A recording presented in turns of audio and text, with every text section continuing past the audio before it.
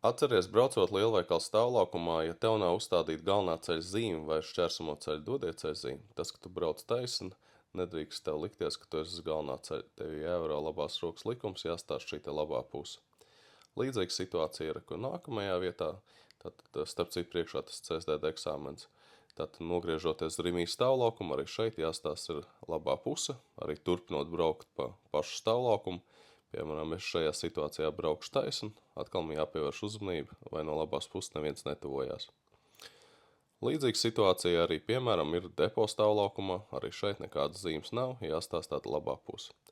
Bet, ja gadījumā uz šķērsamo ceļu ir uzstādīta šī dodieceļa zīme, kāds, piemēram, šeit Rīga plasa stāvlaukumā, vai arī, piemēram, Spicē, tā tu vari justies droši un zināt to, ka tu esi uz galvenā ceļa.